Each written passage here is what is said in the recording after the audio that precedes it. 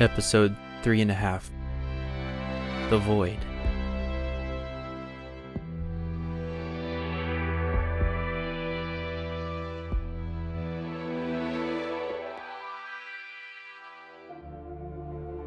It was his awareness that first came back online. An awareness of a consciousness, but no more than that. With no memories of a time before, and no expectations of a future existence. He was the observer. For in this realm, there was no time and no space, nor even nothingness. To call it an empty void would be generous, as a void implies a space within or between places. Eventually, a shape took form. It may later be said that he was the disembodied embodiment of total harmonic neutrality.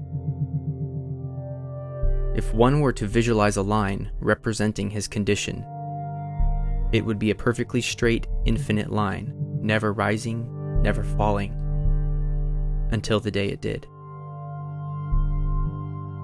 It might have been on an autumn afternoon as leaves danced in the wind, or in a clear night sky above an overpopulated city, but time hadn't decided to exist yet. There was no space in which to be certain.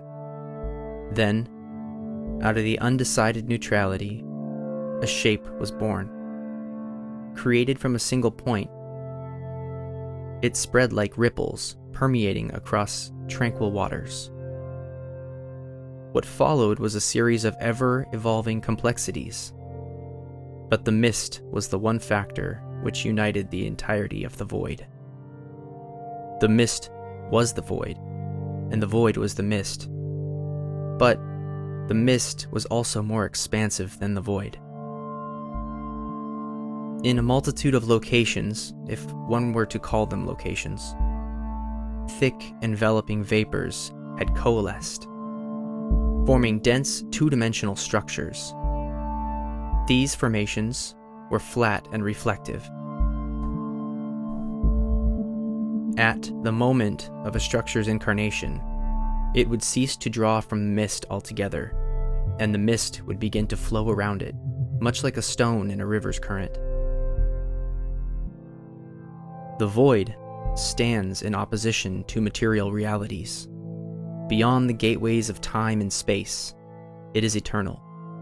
It bears the enigmatic immensity that is the mist, contained within, save for the eventual breach which altered, thinned, obfuscated, and intertwined the opposing worlds.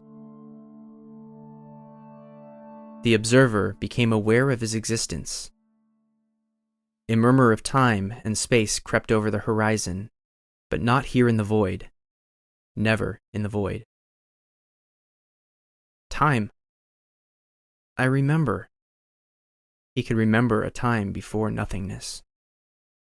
The details were unclear, but he now knew there was a time before.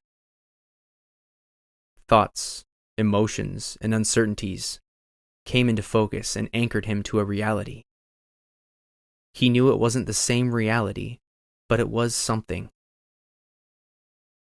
These revelations gave perspective for the observer. They acted as a backbone or a chain of carbon molecules to which other elements could adhere to. The emotions and thoughts that had come to light gave the observer an awareness of self, and from this sprung conscious decision-making and linear retention of past, present, and future events. The process of regaining oneself after being equal to nothingness is painful and extensive, as he might later explain. For in that moment he endured the perception of all times as his identity unpacked itself. He sat with his memories. Wave after wave of emotion crashed upon the shores of his heart. He encountered his lifetime previous to the void, and still it had yet to happen. For in his current state he existed at all times simultaneously. He missed his loved ones with unspeakable anguish. For a long time, he held them dearly close. But as the distance from recalling each memory lengthened, his attachment began to falter and fade. An eon passed. As the observer became more acquainted with the void, he learned that his thoughts were tools of navigation. Emotions became an accelerant to the farthest reaches of the void. In an instant, he could travel anywhere. When traveling in a void of mist, everywhere was indistinguishably the same, with exception to the reflective structures implanted at fixed locations. The structures became the sole reason for his existence. Each one had a unique reflective quality which separated it from the others. The observer likened the reflections to a genetic makeup. A desire to see them all consumed him, despite the infinitesimal nature of the place. He hunted endlessly, binding unique emotions to his most favorite structures as a bookmark for revisitation. Because there was no day or night, rest happened whenever he found a particularly entrancing reflection. Some reflections would cast colorful light through to the void.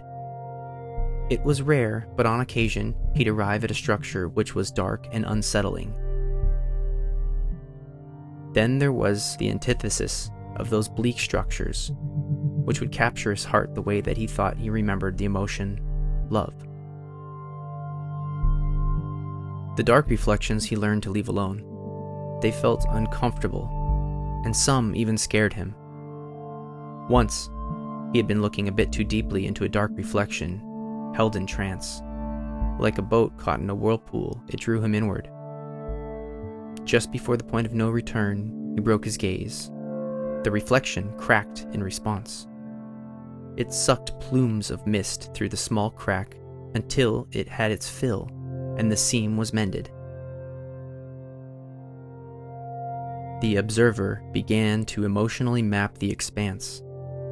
There was no end, no walls, and no boundaries. One could say that the statistical likelihood of finding the center of the void was unfathomably small, and they would be right. They would also say it would take forever. This too would be correct. But when you have forever to search, the statistics swing from impossible to plausible. He found it not by a chance encounter of endless searching. Instead, it found him. It was an emotion from a memory. It had been so long since he'd had one of those. Although the memory was faded and broken, the emotion attached to it radiated the great expanse. It was passion. It began as a pinprick of illumination. But in nothing short of a flash, the dot grew in size as it flew toward him, stopping only when he willed it to. Then the orb, devoid of reflection, began to communicate. Not in any language that you or I could understand, but one comprised of raw emotion unbound by opinions, conditions, or ego. Translating this conversation to the codex later on proved to be challenging, but the general idea came through as follows. Souls, luminous harbingers. From dark corners and chasmic depths they call, for light begets light. Through collective radiance will it prevail. We are one. One is all. Set in motion what has already transpired. Come now, and know your truth. Although the orb held no reflection, it did, however, contain its own unusual quality. In the infinite expanse of the void, the observer had never seen a spherical shape or such unique images contained within. The observer understood the images to be a pocket dimension within the void. As the observer studied the aberration closely, he witnessed the formation of worlds spinning through space and life blooming upon them. Questions about how it all worked filled his mind, but as quickly as he could formulate them, they were confronted with answers. To the observer, it felt as though he'd always known, but was only now remembering what he knew. The strongest concept that embodied all the rest was one of unification, the connectedness of it all. Strip away the material qualities that create an identity. Then one sees the reality that everything is one in the same. Because of this sameness, the observer realized that he'd known all along the answers to his questions. The orb began to grow again, now at the command of the observer. It grew taller and wider until all that he could see was the contents of the orb. It surrounded him. He was now free-floating within the orb's pocket universe at the center of the void.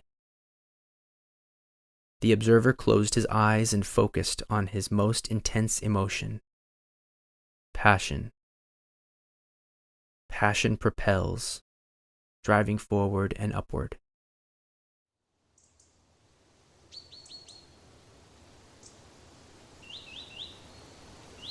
A breeze of cool air kissed his cheek, and it brought with it the smell of fresh rain and forest. The pattering of water droplets was audible now. He was reluctant to open his eyes, in fear of losing these priceless sensations. Light rays broke through the canopy high above him, bathing him in warmth. He began to open his eyes as he held on to the smell of the air and water droplets landing on his face. It took a few seconds for his eyes to focus and adjust to the sunlight. As it began to sink in that the world around him was tangible and true, the observer beamed with joy. He stood in a small moss-covered grove deep in a forest. Mist from above the trees made aerial canvases on which the sun rays painted rainbows. A glimmering point of light caught his eye through the surrounding trees. He wanted to stay in the moss grove, but he felt a draw and a sense of responsibility to venture towards the glimmer. Moving in the light's direction presented a new sensation as bare skin made contact with the moss-covered floor, and the invigorating air which filled his lungs. It had been a literal eternity since he'd felt the joyful pleasure of nature's physicality. In his peripheral vision, he detected a fluttering motion.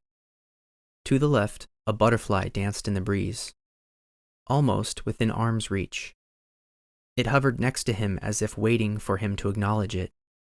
Deep blue and purple wings coated in crystalline dust left glistening traces of its flight path hanging in the air. "Come, follow me. You're almost there." The observer followed the butterfly in the direction of the glimmer beyond the trees. Each step was a gift of life again. This is what having a body was like.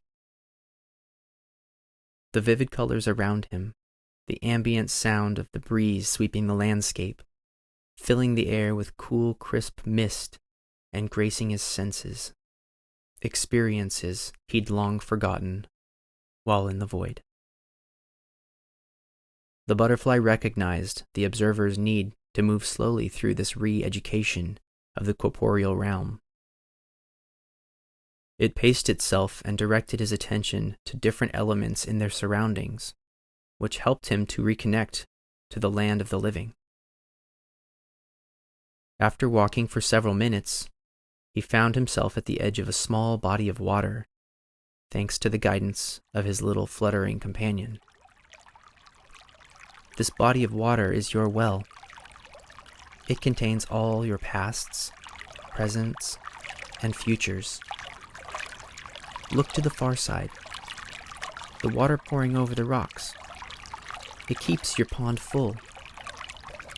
That water comes from the source of all life, and your water will return back to it, but your pond will always refill.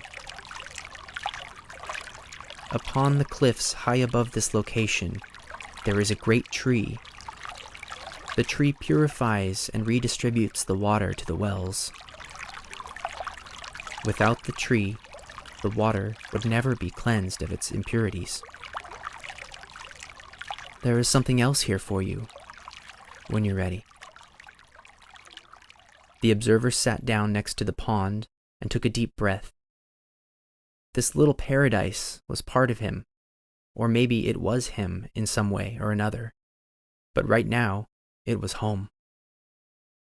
He'd been lost in the void forever, and out of seemingly nowhere this place, this beautiful haven, found him. Although he now occupied a body, his mind and consciousness had been altered.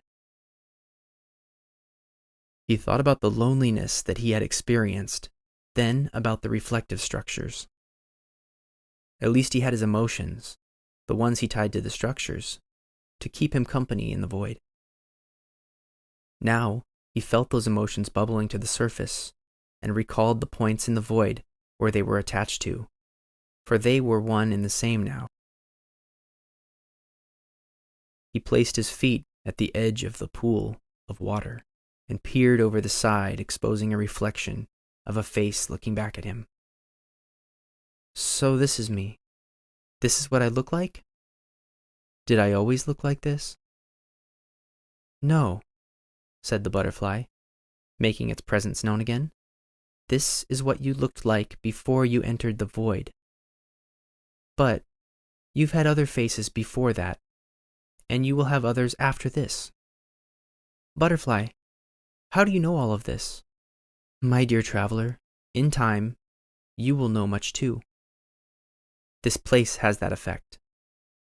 I will be here with you as a guide. Whenever you need me, just ask a question and I'll be there. Okay, then I have a question. Then please, ask it, but know that an answer isn't always just an answer. Very well, then I'll start with an easy question. Why did you call me a traveler? Because that is what you are, isn't it now? You are not just a traveler, but you are the first traveler. The first traveler? Indeed, yes. You are the pioneer of the mirror worlds, or I should say, you will be. All that will happen has happened, but not yet to you. Please, come with me. There is something that may add some perspective just on the other side of the pond. As the two made their way to the other side of the pond, it occurred to the traveler that he'd not needed to ask questions before he got to this place. The orb had granted him the ability of knowing all things, yet here he was back in a body and having to ask questions. Do you have a name, Butterfly? Do I have a name? Wait, don't answer that. I'm just not sure about what is happening here. You see, just before I arrived here in the forest, I was traveling through a space inside an orb at the center of a great void. I was connected to it all, and yes, you were connected to it all, and now you are separated once again. You will find that your present state of existence simply cannot handle everything that you could in the void. Look to your pond. You see the water? That is you. You can only hold so much water, but the water is ever changing, and it helps carve the rock as it moves through you, deepening your reservoir. So a physical state limits the amount of information I can connect with. But without a body, I cannot experience all of these wonderful senses. I see. I can't have it both ways. Not at the same time, that is. Yes, that is it, traveler. Your soul is filled with wisdom, and as you found out already, that wisdom is guided by your keen ability to harness your emotional state. This is your compass. Use it now, and tell me what you discover. The traveler quieted his thoughts, though there were many to quell. He felt the void again, but not as it once was. He stopped walking and closed his eyes to focus on his emotional sense. It was like magnetism. He felt a pull just like that of the orb. It was in the direction of the water flowing over the rocky wall they were headed to. The butterfly must have sensed that he was connected to the magnetism of the new ability. You've always had access to this sense, traveler, but it's time to learn to use it as a tool. I am here to help you sharpen it. Come, we are almost there. The traveler looked in the direction his new ability was pulling him. They ended up standing at the side of the water falling from the rocks and spilling into his pond. From this angle, he could see that there was a space behind the falling wall of water. A narrow path led them into a cavern behind the waterfall. It was quiet inside the cave, and warmer than the traveler expected. As his gaze moved to the back of the cave, he noticed a light coming from a dark corner. It was the glimmer he'd seen from back in the mossy grove.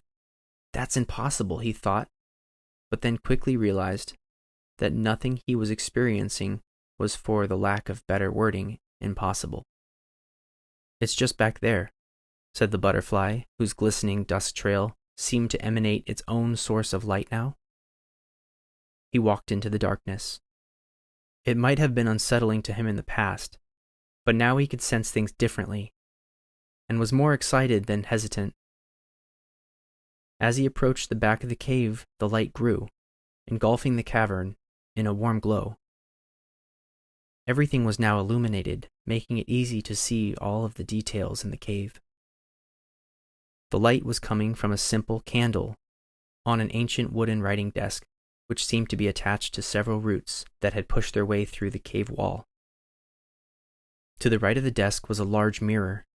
The inlaid mirror was framed by the rock wall. There it is, said the butterfly. This is the heart. This one mirror connects to all the rest within the void.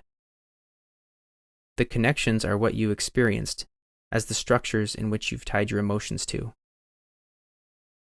Can you feel them here too?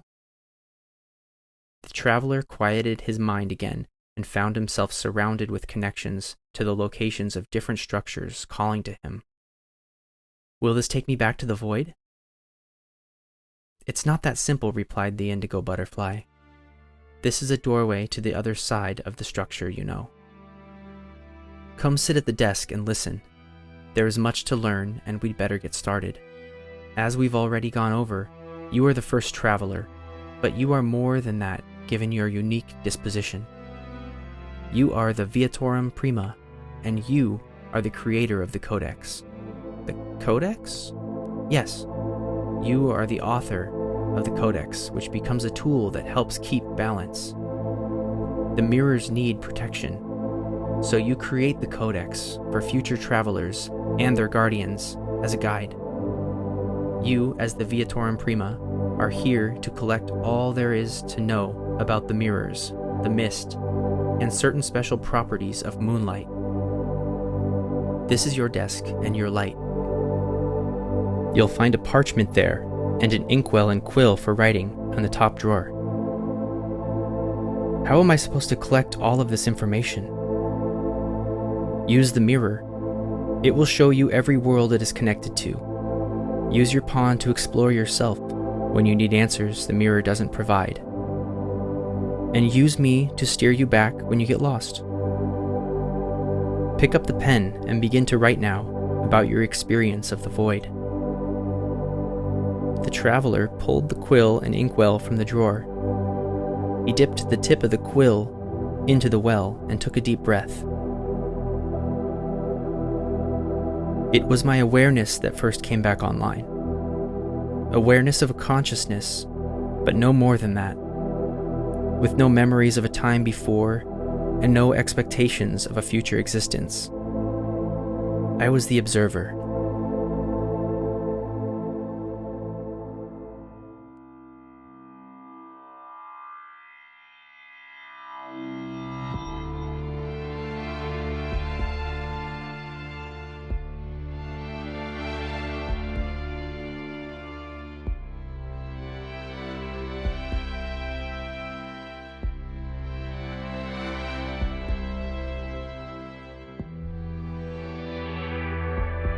The world of Mirror, Mist, and Moonlight is vast, with endless possibilities. If you enjoy the story and you want to see it grow, you can help the travelers and me by sharing, liking, and subscribing. Thank you.